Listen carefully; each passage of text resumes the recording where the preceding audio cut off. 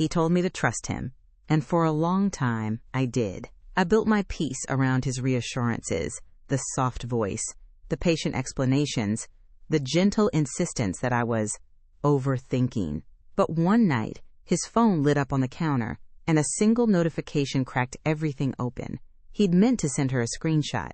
He sent it to me instead. The moment I opened it, the air changed. I didn't shout. I didn't even breathe. I just stared at the screen, realizing that the proof of betrayal doesn't always come with noise. Sometimes it arrives as a familiar name in your inbox, carrying the truth you never asked to see. The glow of his phone was the only light in the room, slicing through the darkness in a thin, cold line. I remember how steady my hands looked when they weren't, how I reached for the screen out of habit, not suspicion. My name was at the top of the chat, his message below it, a screenshot, half of a conversation I wasn't part of. The image loaded slowly, as if the universe wanted to give me time to change my mind.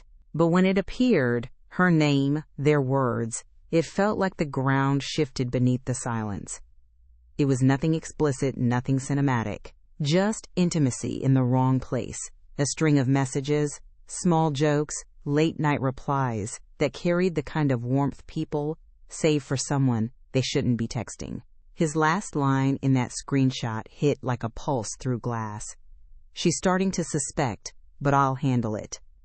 The words burned themselves into me before I could even process them. I reread them once, twice, trying to trick my brain into finding a different meaning. My throat went dry, heartbeat hammering so hard it blurred my vision. It's strange how betrayal sounds. It doesn't roar. It hums, steady and cruel, like the faint ringing in your ears after a loud noise. The rest of the room didn't care. The clock ticked, the refrigerator hummed, the faint smell of detergent floated from the laundry room. Domestic peace continuing its little rituals while my life quietly folded in on itself. I put the phone down carefully, as though mishandling it might make the truth worse. My reflection in the window looked pale, foreign, someone halfway between shock and understanding. When he walked into the room moments later, everything in me froze into stillness. He smiled, easy, unsuspecting, a man returning to comfort, unaware that comfort had already left the room. "You're still up?" he asked, voice soft from the hall light. I nodded, hiding my trembling fingers under the table. "Yeah," I said, hearing how steady I sounded, just couldn't sleep. He leaned down and kissed the top of my head. I let him. It felt like being touched by a stranger wearing a memory. He moved toward the bedroom, talking about work, traffic, the usual things people say to fill air that doesn't need it. I kept my eyes on the phone, its black screen now dark and innocent again. He didn't realize what he'd done yet, not that night, maybe not even by the next morning. But I knew, and once you know, you can't unknow. The room felt colder. My trust, that steady heartbeat I'd built my world around, had just stopped mid-breath. I didn't say a word. I just sat there under the kitchen light, the truth buzzing faintly in my hand, knowing this was the beginning of the end, and that when it finally came apart, it wouldn't be loud. It would be surgical, precise, quiet. The night didn't collapse right away. It lingered, slow, deliberate, pretending nothing had changed. The house looked exactly the same, but every familiar shape felt wrong, rearranged under the soft hum of betrayal. The kitchen clock ticked with almost mocking steadiness. The glow from the hallway light bled across the floor in uneven stripes, like evidence markers I hadn't placed yet. I could still hear him in the bedroom, the dull thud of drawers, the faint scrape of hangers, normal sounds, safe sounds. And yet I sat there, gripping the phone like a weapon I wasn't sure how to use. The message was still open. That screenshot stared back at me, her name hovering above his, a timestamp barely an hour old. She's starting to suspect, but I'll handle it. Those words moved differently now, like they were alive, pulsing with something poisonous. I zoomed in without meaning to, tracing the tiny blue check marks that meant it had been sent, read, and, worst of all, intended.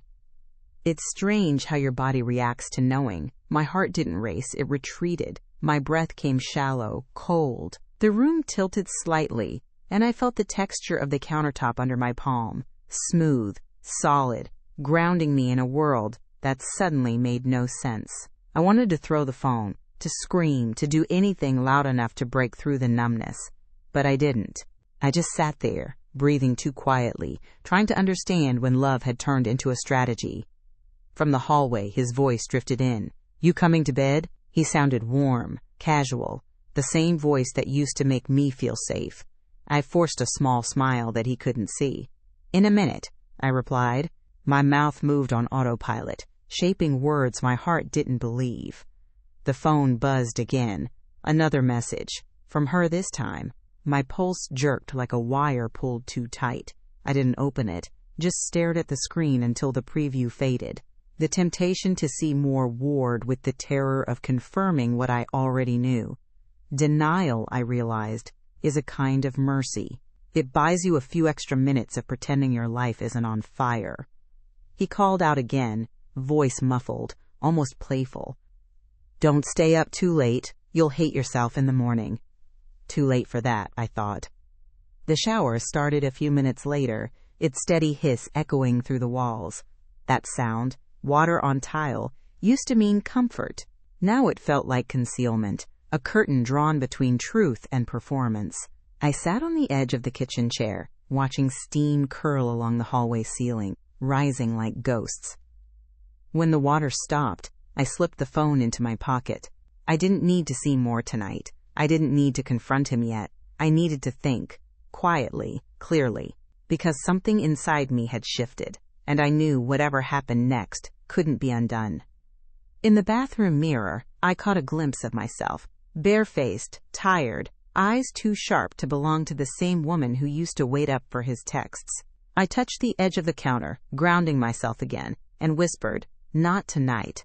Not because I was forgiving him, but because the truth deserved strategy. When I finally turned off the kitchen light, the darkness felt different. Not threatening, not lonely, just honest. I slipped into bed beside him, the mattress dipping under his familiar weight. He murmured something incoherent, reached out to touch me, and I lay perfectly still until his breathing evened out. The phone under my pillow buzzed one last time. I didn't look. Some truths don't need confirmation. They just need witnesses. And I was done pretending I couldn't see. Before the screenshots, before the double lives, there was something gentle about us. The kind of love that moved slowly, without noise. Mark, let's say his name was Mark, had a way of speaking that made every sentence sound like a promise. He wasn't the type who made grand gestures. He didn't need to. His affection lived in the quiet gestures, holding open a door, remembering how I took my coffee, brushing the hair from my face in the morning light. That subtlety made me trust him even more. He made ordinary life feel cinematic in its stillness. When we first met, he worked late nights in tech, always glued to a glowing screen. I thought the long hours meant ambition. He'd send messages at midnight, still working but thinking about you. It sounded romantic in that tired, everyday way. I'd reply from my couch, the TV flickering in the background, feeling connected through tiny rectangles of light. I didn't realize then how easily technology could build and break trust. Screens were just tools, not yet weapons. Our early months were the kind that blur into something soft in hindsight. Sunday mornings meant the smell of coffee and cheap pancakes, music spilling from the kitchen, while sunlight found its way through half-drawn curtains. We'd sit barefoot on the counter talking about nothing, vacations we couldn't afford, dreams that sounded safe enough to be real. He laughed easily, and I believed that ease meant honesty. I used to think that people who looked at you like that couldn't lie. When we moved in together, I thought it was the next logical step, merging two lives that already overlapped. We built small rituals, grocery lists on sticky notes, midday thinking of you texts, movie nights on Wednesdays, because weekends were too crowded. Even arguments felt manageable, wrapped in quick apologies and long hugs. Looking back, I realized those were rehearsals for tolerance, learning to justify small disappointments so you can survive the big ones later. Mark wasn't overly affectionate, but he was attentive. He'd listen when I talked about work, about the colleague who kept taking credit for my ideas, or the neighbor's endless renovations. He'd tilt his head slightly, half smiling, eyes locked on mine. I mistook observation for empathy. I used to brag about how emotionally grounded he was, how he never raised his voice, how calm he stayed when things got messy. I thought that was strength. Now I know it can also be armor. I remember the first time he asked me to trust him. We were sitting on the couch, his laptop balanced on his knees. I'd noticed a woman's name pop up in his messages. Nothing suggestive, just a first name, unfamiliar. When I asked, he smiled, that slow, reassuring smile that had always worked. "She's just someone from work," he said. "You've got to trust me." He said it gently, almost kindly, like it was a compliment, like my trust was a privilege he was offering, not something he'd already earned. And I did. Of course I did, because trust, when you love someone, isn't a choice. It's an instinct, one you keep feeding until it grows too big to question. Over time, small cracks appeared, late replies, unfinished explanations. He started locking his phone, saying it was because of work. When I teased him about being secretive, he kissed my forehead and said, "You worry too much." That phrase became his favorite lullaby, the one that soothed me just enough to quiet my instincts. I let it. I wanted peace more than proof. He had this way of making doubt feel like disloyalty. If I hesitated, if I looked twice at something that didn't make sense, he'd meet my eyes and say softly, "I'd never hurt you." And I'd believe him, not because he sounded convincing, but because I needed the world to make sense. Because the alternative, that I was being deceived, felt too heavy to carry. I think about those early days often now, the way I built my certainty around his composure, how easily calm can disguise carelessness, how love can sound like reassurance and still be a lie. We used to sit on our balcony at night, the city glowing beneath us, a bottle of cheap wine between us. He'd say things like, "This is the kind of peace I always wanted," and I'd nod, thinking it was mutual. I didn't know then that peace for one person can mean silence for another. He built his safety in my trust. I built my world in his words. Only one of us knew how fragile that was. There's a difference between trusting someone and needing to believe them. I learned that too late. With Mark, it was never about blind faith. It was about comfort. He had this quiet confidence that could turn any doubt into a misunderstanding, the kind of man who could say, "You're imagining things," and make you thank him for it. It wasn't arrogance. It was skill. He knew exactly how to sound sincere, and I wanted so badly to believe sincerity meant truth. He once told me, half laughing, "You overanalyze everything. Not everything has a meaning." At the time, it felt like affection, a gentle jab at how my mind never rested. But now I think it was a warning disguised as charm. Because in his world, the less I looked, the more he could get away with. And in mine, love meant not needing proof. I used to admire how composed he was. Nothing rattled him. If the car broke down, he stayed calm. If we argued, he didn't raise his voice. When I got emotional, when my words came too fast or my tone cracked, he'd smile and wait me out. I mistook that stillness for maturity. But real maturity isn't silence. It's honesty. His calm wasn't peace. It was control. It's strange how the mind edits memories to protect your heart. I can look back now and see all the red flags waving like warning signs, but at the time, they looked like love. The way he always angled his phone away, the sudden urgent work calls at dinner, the soft "I'll explain later." I told myself we were just busy, that life gets like this sometimes. He even thanked me once, said he appreciated that I wasn't the jealous type. I wore that compliment like a medal, never realizing it was meant to disarm me. There was a night, I think about it often now, when I woke up and found him sitting in the living room with the lights off, just the blue glow of his phone lighting his face. He said he couldn't sleep. I didn't press it. I went back to bed, thinking love meant giving someone space. If I'd looked closer, maybe I would have seen what he was really doing.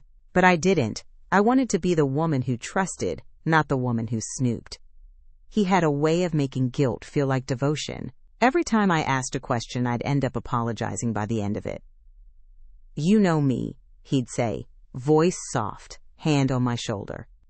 And I'd nod, because I thought knowing someone meant you could never be wrong about them. He made promises in small ways, not in words, in gestures.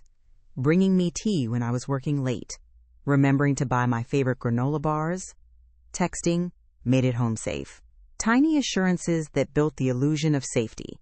That's the thing about emotional manipulation. It doesn't shout. It whispers inconsistency. It builds patterns so familiar you mistake them for love. I believed him because he didn't give me reason not to, at least not until he did. He didn't yell. He didn't flirt in public. He didn't disappear for days. He was there, steady as a clock, just slightly off. But the heart has a way of rounding off sharp edges when it's trying to survive. You learn to explain away the discomfort. He's tired, he's stressed, he's distracted. You tell yourself that love isn't always loud or exciting, that maybe this is what stability looks like. Looking back, I think the reason I believed him wasn't because he was good at lying, though he was, but because I needed to believe that I hadn't been foolish, that all the years, the shared laughter, the plans for trips we never took, they had to mean something. Otherwise, what was I doing all that time? There's a quiet kind of desperation in convincing yourself that someone's honesty is still intact. You don't want to catch them lying, because then you'd have to admit that you ignored the signs. I remember sitting next to him one night while he scrolled through his phone, and I noticed his screen brightness was turned all the way down. I could have asked, but instead I said, "You must be tired." He smiled and kissed my temple. "Always," he said. I didn't realize he meant tired of pretending. So yes, I believed him, not out of faith, but out of fear, because once you let the truth in, you can't go back to comfort. And for a long time, comfort was all I had left of what I thought was love. It started with the smallest inconsistencies, the kind you almost feel embarrassed to notice. The way he hesitated before answering simple questions, like his brain had to shuffle through different versions of the truth before picking one. The way his phone never left his side anymore, not even when he showered. I told myself it was nothing. People get busy, people get private. But love has a rhythm, and ours was starting to stutter. Mark's work emergencies began multiplying like raindrops on glass, individually harmless, but together, impossible to ignore. Late-night calls with clients, weekend meetings that couldn't wait. I used to send him little texts. "Be safe, don't overwork yourself, grab dinner on your way home." Lately, those messages stayed on delivered a lot longer than they used to. When he finally replied, the answers felt pre-written, like he was copying from a manual on how to keep a girlfriend calm. "Sorry, babe, just slammed. I'll make it up to you." He never did. I remember one evening in particular. I was on the couch, laptop open, half watching a movie I'd already seen 3 times. He walked in, smelling faintly of cologne that didn't belong to us. Not our brand, not our life. It had a sharp citrus edge, foreign and expensive. When I asked, he smiled. "The guy at work brought samples," he said, too quickly. He tossed his jacket on the chair, kissed my forehead, and disappeared into the shower before I could respond. The sound of the running water filled the apartment, rhythmic and defensive. There was nothing dramatic to grab onto, just small things that didn't fit. His gym bag weighed less than usual. His jokes started missing their timing. Even his hugs changed. Longer, tighter, almost rehearsed, like he was clinging to the idea of sincerity rather than the feeling itself. I caught myself memorizing these changes, the way you memorize symptoms, not because you want a diagnosis, but because you already know what it'll say. Sometimes he'd call me from the office, and I'd hear a faint echo behind him, not keyboards or chatter, but the hollow acoustics of a parking garage. Once I asked him to send a picture of the new project he'd been bragging about. He said his camera was broken. I almost laughed. He was the kind of man who had a different charger for every device, but suddenly, his camera didn't work? The explanation was ridiculous, but I nodded along anyway, swallowing the instinct to push. That's how denial works, not as blindness, but as politeness. Then came the passwords.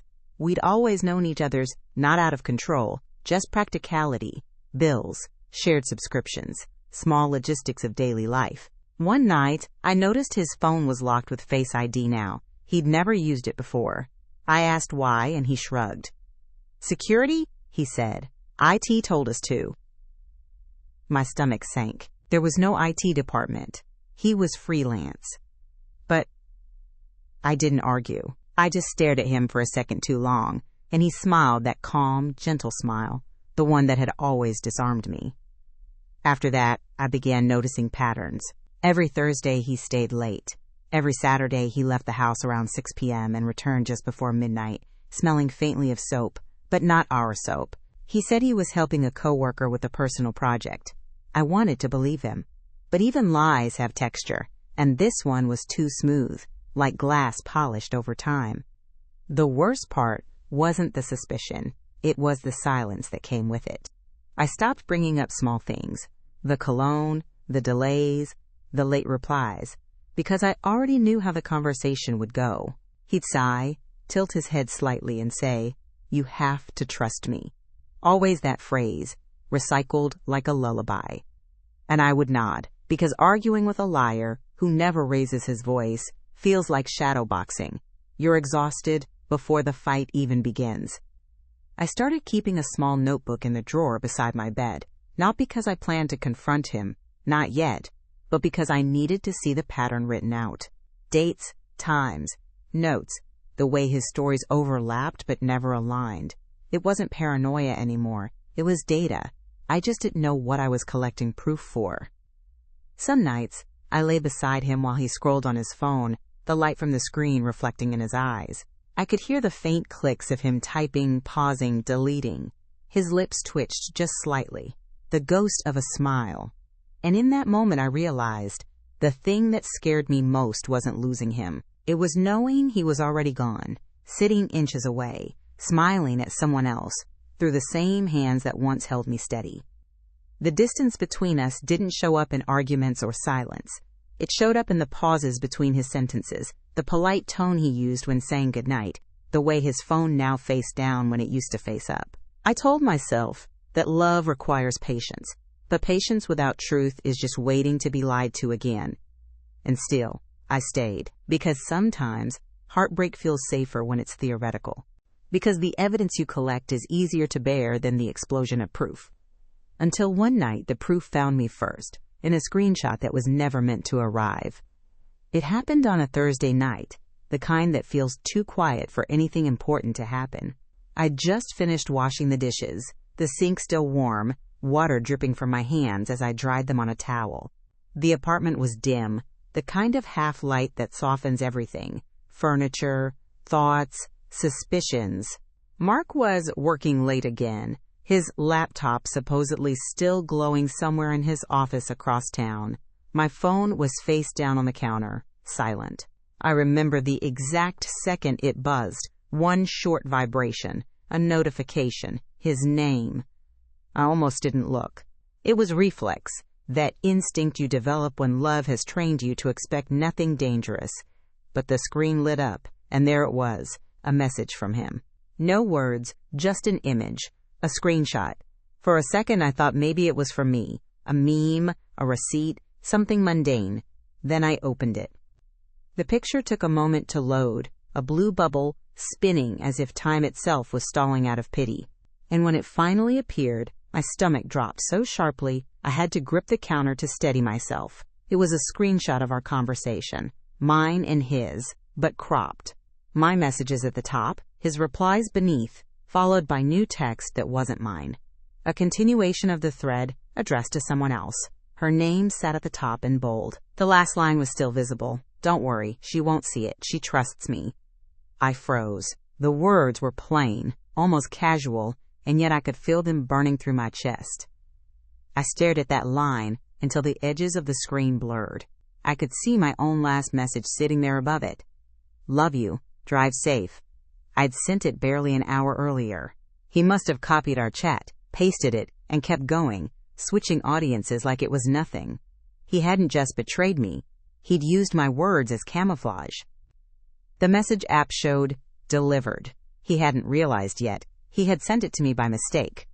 I remember how still everything was. The refrigerator hummed in the background. The faucet dripped once, and my heartbeat thudded so hard it felt like sound. I stood there for a full minute, maybe more, the phone heavy in my palm, my reflection caught faintly in the black glass between messages. My face didn't look shocked, just calm, almost blank, the way people look when they finally run out of ways to pretend. My first thought wasn't anger.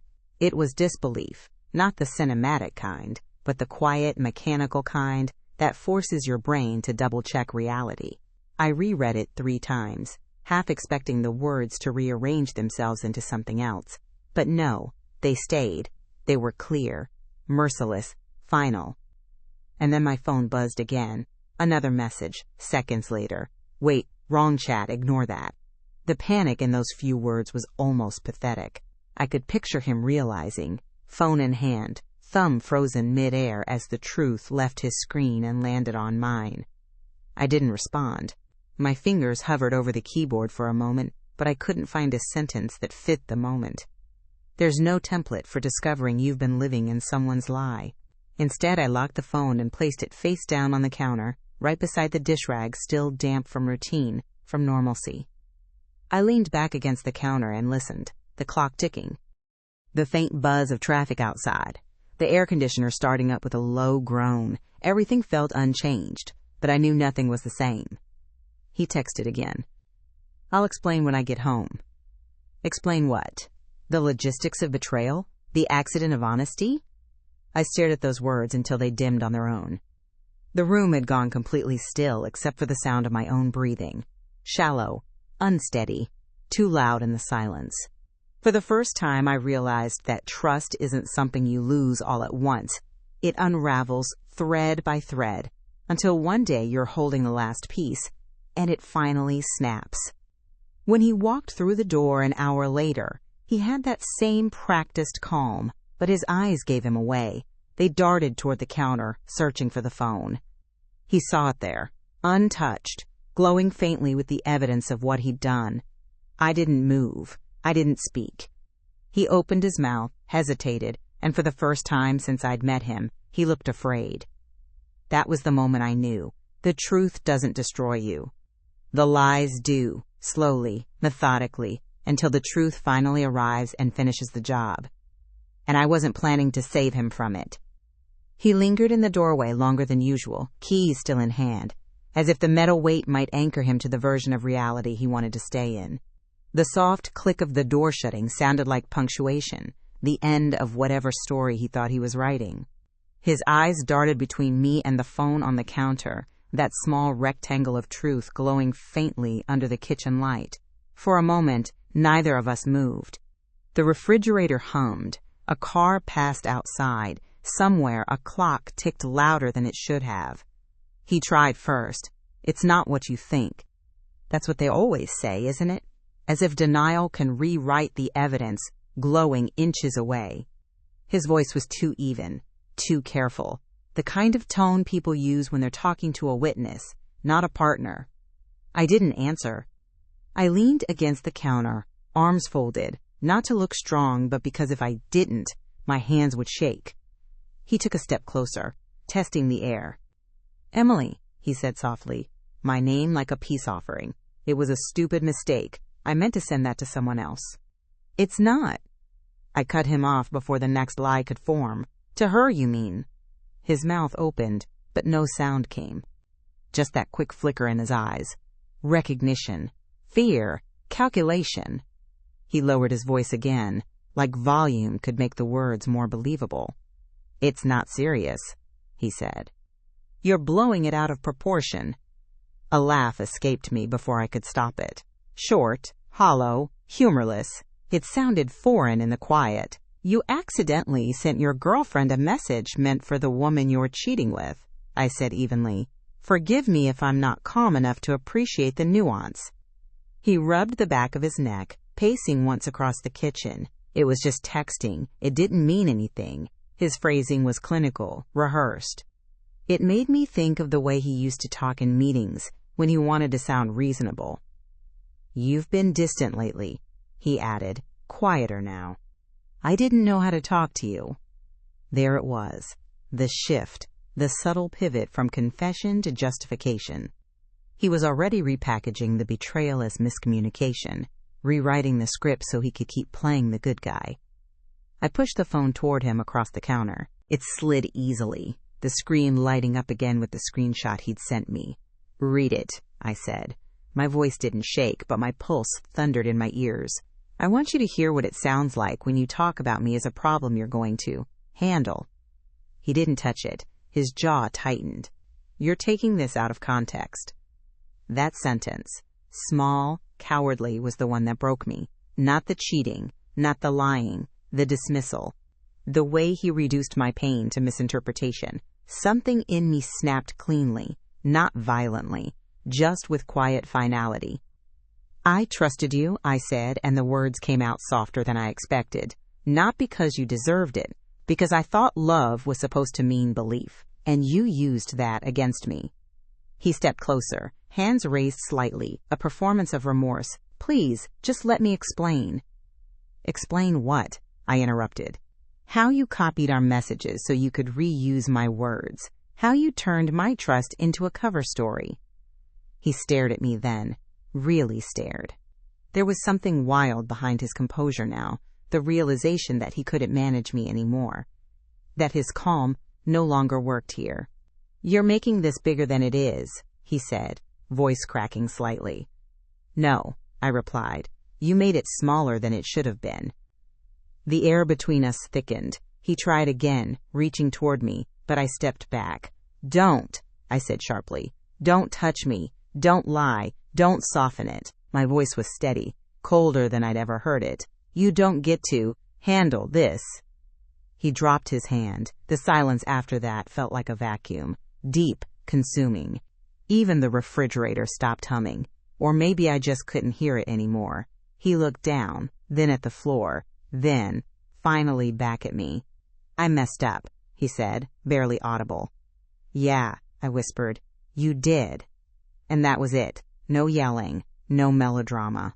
Just a woman standing in her own kitchen, realizing that the person she loved most had turned her trust into a weapon, and deciding she would never hand him that power again. He started to say something, maybe my name, maybe another apology, but I'd already turned toward the doorway. My voice came from somewhere calm, somewhere final. "Go to bed, Mark. I'll decide what happens next." I walked past him, the floor cool under my bare feet, the air sharp against my skin. Behind me, he exhaled shakily, a sound halfway between relief and dread. I didn't look back. The truth didn't set me free that night. It just stopped lying to me. Morning came slow, reluctant, like the world was unsure if it should start again. The light through the blinds was pale and thin, the kind that doesn't warm anything, it just reveals what's left. I woke before the alarm, the silence already heavy in the air. Mark was beside me, lying on his back, eyes closed, breathing even. For a moment, I almost believed the night before hadn't happened. Then, the memory hit, sharp, total. The messages. His face. The line, "She trusts me." I slid out of bed carefully, the sheets cool against my legs, and stood barefoot on the hardwood floor. The house felt foreign, like a set from a life I didn't belong to anymore. Even the shadows looked different. Longer, sharper. I moved through each room like a visitor. The kitchen, the living room, the hallway where his jacket still hung neatly on the hook. Everything sat exactly where it should be, except for the truth. The phone was still on the counter where I'd left it. I picked it up and saw his messages stacked like debris. "Please talk to me.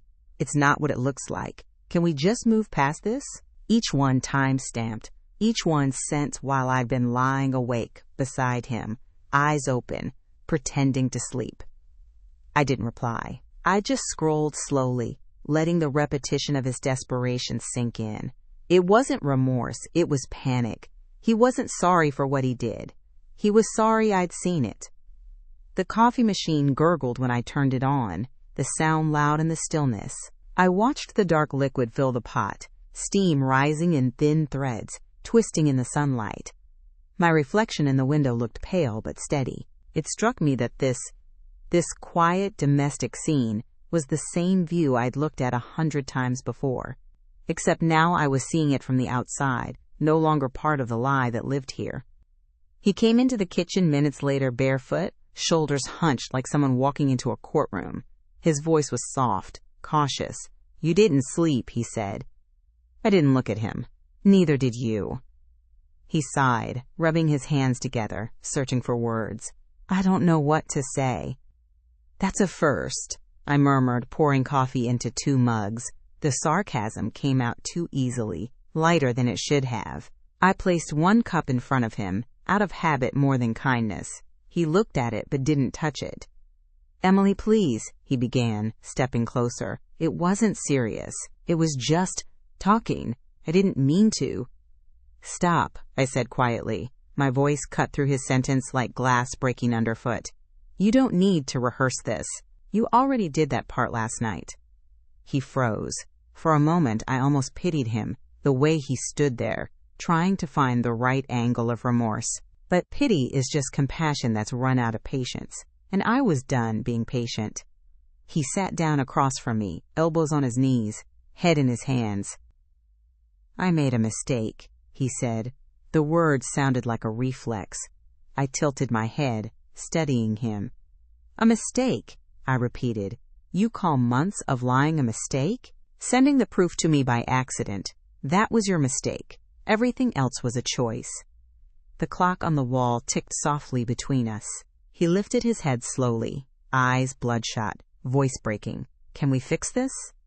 I met his gaze, calm and level. "You can't fix something you keep breaking." The room went still again. I watched him shrink into the silence, his shoulders collapsing, his fingers drumming lightly against his knees.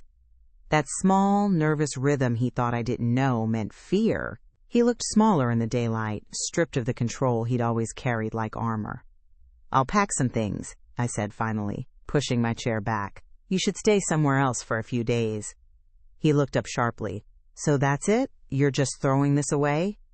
"No," I said, standing. "You threw it away. I'm just cleaning up after you." He didn't follow me when I walked past him. He didn't say another word. I could feel his eyes on me as I moved down the hall. The kind of stare that comes from someone realizing they've lost something they can't charm their way back into. In the bedroom, I opened the closet and began folding clothes into a small suitcase. The smell of his cologne clung to the air. That faint, citrus scent that had once felt like home. I left the window open so it could leave too. By the time I zipped the suitcase, I wasn't crying, I wasn't shaking, I was simply done. That's the part people never talk about, the calm that comes after the breaking point. It's not rage, it's clarity. I walked back into the kitchen one last time. He was still sitting there, staring at his untouched coffee. When I spoke, my voice was low but certain.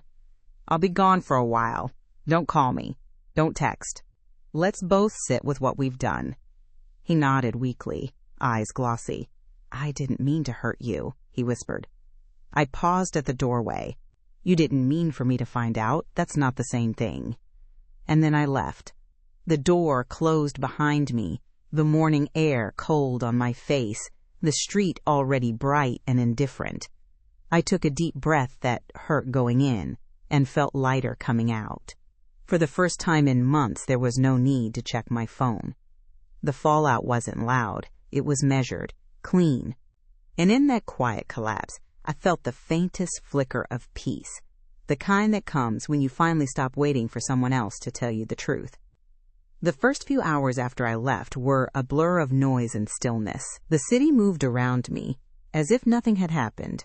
Traffic lights changing, people walking dogs, morning air thick with the smell of rain and exhaust.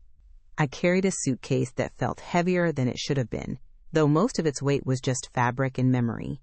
When I reached my car, I sat there for a long moment, keys in hand, forehead against the steering wheel, listening to the dull thump of my heartbeat echo inside the silence.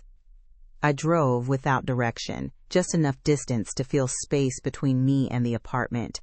My reflection in the windshield looked tired, but something behind the exhaustion felt different, steadier, the kind of steadiness that comes after a long fall, when you finally hit the ground and realized you're still breathing. I stopped at a gas station, bought the strongest coffee they had, and stood outside while the wind tangled my hair. It was cold. Honest, it felt like a reset. I ended up at my friend Claire's place, a small apartment above a bakery that always smelled like sugar and burnt espresso. She opened the door before I even knocked twice. One look at my face and she didn't ask. She just hugged me, the kind of hug that anchors you back into your body. "You can stay as long as you need," she said. I nodded, the words catching somewhere in my throat. For the first time in a long time, someone wasn't asking me to justify my pain. The hours that followed were quiet but full.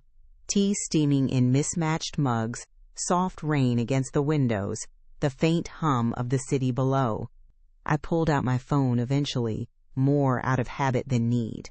There were messages from him, of course. "Please answer. We can talk. I love you." It was nothing. I stared at them until the words lost meaning, just pixels pretending to be remorse. Then I turned the phone off. The silence afterward felt clean, like air after thunder. That night, I took a long shower, the kind where you stay under the water until your skin forgets what tension feels like. I watched the steam fog the mirror and thought about how many times I'd waited in silence for him to come home, how I'd made myself small to keep the peace. The thought didn't hurt this time, it just felt finished. The next morning, I made a list. Not of what I'd lost, but what I still had. My job, my health, friends who answered on the first ring, a body that still woke up every morning, no matter how heavy the night had been. It sounds simple, almost cliché, but writing it down felt like reclaiming ground I hadn't realized I'd given away. When I called Mark that afternoon, it wasn't to negotiate or plead, it was logistics. My voice stayed calm. "I'll be by tomorrow to get the rest of my things," I said. He tried to speak, but I didn't let him. I don't need an explanation. I just need closure. There was a pause, a soft inhale on the other end, before he said, "I didn't mean to." "You did," I interrupted. "You just didn't mean to get caught." The silence that followed was long, brittle. I ended the call before he could fill it. It was the easiest goodbye I'd ever said. That evening, I sat on Claire's balcony, wrapped in a blanket, watching the city breathe, lights flickering on, one by one, the hum of traffic like a low, steady pulse. I sipped tea that had already gone cold, but it didn't matter. The air smelled of yeast and cinnamon from the bakery below. For the first time in weeks, I wasn't anxious about who was on the other end of a message. There was peace in the absence of deceit. Taking control didn't feel triumphant. It wasn't cinematic or loud. It was small things. Breathing evenly, answering only to myself, realizing I didn't have to carry someone else's chaos anymore. I checked my phone one last time before bed. No new messages, just quiet. I deleted his number. Then I put the phone face down and turned off the light. Somewhere deep in the city, a siren wailed and faded. I pulled the blanket tighter, my mind clear for the first time in months. Power doesn't always look like victory. Sometimes it's just the sound of your own heartbeat, steady, unshaken, finally your own again. I went back 2 days later. The weather had shifted, clear skies, too bright, too sharp. The kind of day that makes everything look more honest than you want it to. I parked outside the building and sat there for a while, engine off, hands on the wheel. From the outside, the apartment looked the same. Pale curtains half drawn, the plant I'd kept on the windowsill still leaning toward the light. Nothing about the view suggested anything had fallen apart inside. But I knew better. When I finally walked up the stairs, the echo of my footsteps sounded different. Not hesitant, but final. He opened the door before I knocked. He looked like he hadn't slept. Hair a mess, dark circles under his eyes, shirt wrinkled like he'd been pacing through the night. For a second, we just stared at each other. The silence wasn't awkward. It was clean, stripped of illusion. "I wasn't sure you'd come," he said quietly. "I told you I would." My voice was even, maybe too even. I walked past him into the apartment, my shoes squeaking faintly against the floor I used to mop every Sunday morning.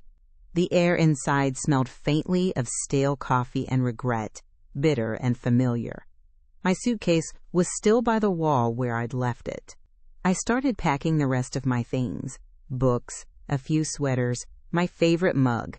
He hovered in the doorway, saying nothing, until the quiet finally broke him. "Emily, please," he started. "Can we talk, just for a minute?" I paused, zipper half closed, then looked at him. "You've had weeks of minutes, Mark. You used every one of them to lie." He winced, shoulders tightening. "I didn't plan it like that. It just happened?" I finished for him. "Yeah. I've heard that line before." I kept packing, folding clothes I didn't even like anymore, just for something to do with my hands. He moved closer, desperate enough to forget his caution. "It wasn't what you think," he said again, voice softening, almost pleading. "I was stupid. I thought she cared. It was a distraction." I laughed quietly, shaking my head. "That's the worst part," I said. "You don't even realize what you're admitting. You were bored, and instead of fixing what was real, you went chasing what was easy. Then you told me to trust you." He opened his mouth to respond, but I held up a hand. "Stop. I'm not here to rehash it. I came to collect what's mine and say this. Once, so you understand. I'm done letting you define what I feel."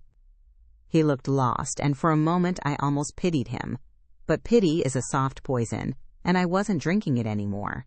I zipped the suitcase fully and straightened, facing him. "You used to tell me I overreacted, that I needed to calm down, that my instincts were wrong." I took a step closer, my voice steady but low. "They weren't. You were just hoping I'd silence them for you." He swallowed, eyes glassy now. "I never wanted to hurt you." "Then you should have tried harder not to." The clock on the wall ticked, the second hand slicing through the quiet. He looked around the room like he didn't recognize it anymore. Maybe he didn't. It wasn't his refuge now. It was a crime scene scrubbed clean of evidence. I grabbed the last of my things from the counter. A photo frame still turned face down. I didn't flip it over. Some memories don't deserve one last look. When I reached the door, he spoke again, voice breaking. "What happens now?" I turned, hand on the knob. "Now?" I said softly. "Now you learn what it feels like, when someone stops saving you from yourself." He looked at me like he wanted to argue, to beg, to promise something impossible. But I didn't wait. I opened the door, the light from the hallway flooding the dim apartment, cutting through the shadows like truth finally spilling in. Outside, the air felt different, lighter, colder, alive. I dragged the suitcase behind me down the stairs, each step a beat in a song I hadn't heard in months. When I reached the street, I didn't look back. People passed me, laughing, talking, living, and for the first time, I felt like one of them again, not a spectator trapped in someone else's story.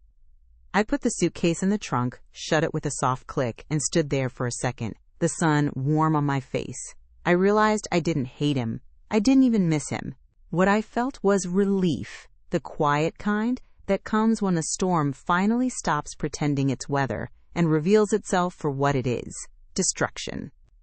I got into the car, turned the key, and let the city unfold ahead of me. Every light turned green.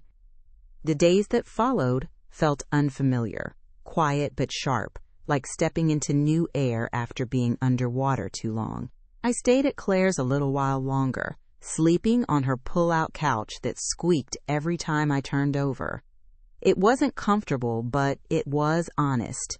No pretending, no tension in the air, no eyes watching me from across the room, measuring what version of myself I was allowed to be that day. Each morning started the same. Coffee, sunlight, and the sound of the bakery downstairs opening its doors. The smell of sugar and yeast drifted up through the window, filling the small apartment with something warm and grounding. I'd stand there barefoot, fingers wrapped around my mug, watching strangers on the street, a couple arguing softly, a delivery man singing to himself, a woman walking a golden retriever that kept stopping to sniff everything. Life was happening, recklessly and beautifully, and for the first time in months, I didn't feel like an intruder in it. I spent the first few days avoiding my phone. When I finally turned it back on, there were messages waiting, all from him. Long paragraphs, late-night timestamps, words like mistake, forgive, start over. I read none of them fully. I deleted them one by one, my thumb steady on the screen. Every message I erased felt like a window opening. The apartment filled with air again. The strangest part of healing is how ordinary it feels. There were no dramatic breakdowns, no sudden catharsis. Just small moments, folding laundry in silence, taking walks after sunset, sleeping through the night without waking to phantom notifications. My body started to unclench in places I hadn't realized were tense. Even my reflection began to look different. Not new, just unburdened. A week later, I went back to my old apartment to return the keys. He wasn't there. The lock clicked easily. The rooms smelled faintly of cleaning products and absence. I left the keys on the counter and took one last look around. The place looked bigger, emptier, stripped of meaning. The dent on the couch where he always sat was gone. The air didn't remember him anymore. Neither did I, not really. Outside, the late afternoon sun stretched long shadows across the pavement. I walked for blocks without direction, passing the small park we used to cut through on weekends. Kids were running, dogs chasing each other, someone playing guitar under a tree. I sat on a bench, letting the sound of laughter blend with the wind, and realized how light my shoulders felt. I wasn't waiting for closure anymore. I was already in it. That night, back at Claire's, I cooked dinner for the two of us. Pasta, garlic, too much olive oil. We ate on the floor, laughing about something stupid on TV, and, for a moment, I felt completely normal. Not the kind of normal that hides pain, but the kind that comes after it. Soft, resilient, earned. Before bed, I stood by the open window, the city lights flickering below, and let myself feel grateful, not for the heartbreak, but for the clarity it left behind. I'd mistaken silence for peace, composure for care, patience for love. Now I knew better. I knew that trust isn't about believing someone's words. It's about believing your own instincts when those words start to sound wrong. I breathed in the cool night air and exhaled slowly, watching the faint cloud fade into the dark. Somewhere out there, he was probably still rewriting the story, telling himself it wasn't that bad. But his version didn't matter anymore. Mine did. I turned off the lights and crawled into bed, the sheets smelling faintly of detergent and comfort. For the first time, I didn't feel like I was running from anything.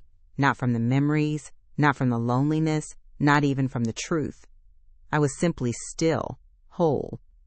Peace doesn't always come with forgiveness. Sometimes it just arrives when you finally stop needing to understand why someone broke what they were never careful with. Weeks later, I moved into a new apartment. Nothing special, just a small space with white walls and sunlight that poured in too early. The kind of place that didn't know my history yet.